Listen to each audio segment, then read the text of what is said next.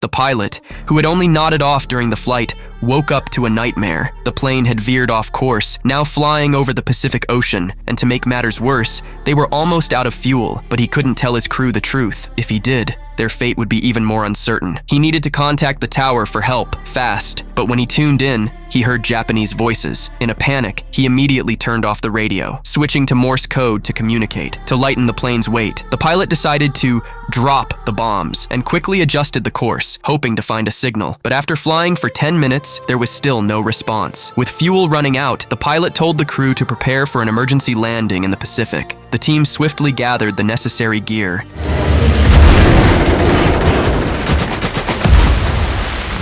The plane did land on the ocean, but with a violent crash, the cockpit was severely damaged. Soon after, the plane began sinking. In the face of death, the pilot jumped into the sea, opening a life raft and shouted for his teammates to join him. But when he turned around, the plane had completely disappeared beneath the waves. Luckily, his teammates managed to unbuckle their seatbelts just in time, barely escaping. Back on the surface, the three men flipped the raft over, but it was too small for all of them. They huddled together, unsure of what challenge awaited them next. The night sea breeze was freezing cold. All three of them shivered uncontrollably, hugging themselves for warmth. By morning, miraculously, none of them had caught a cold. They casually began playing games, thinking rescue was coming soon, but the pilot's face was filled with worry. He knew the vast Pacific Ocean ahead was full of unknown dangers, and they had no water or food. As noon arrived, the sun blazed down. The three men were parched, their throats dry as bones. With no other choice, they stripped off their clothes to avoid the sun. But one teammate didn't believe in the heat. Instead of seeking shelter, he stared intensely at his fishing hook. When no fish bit, he angrily stripped off his clothes and jumped into the sea to cool off.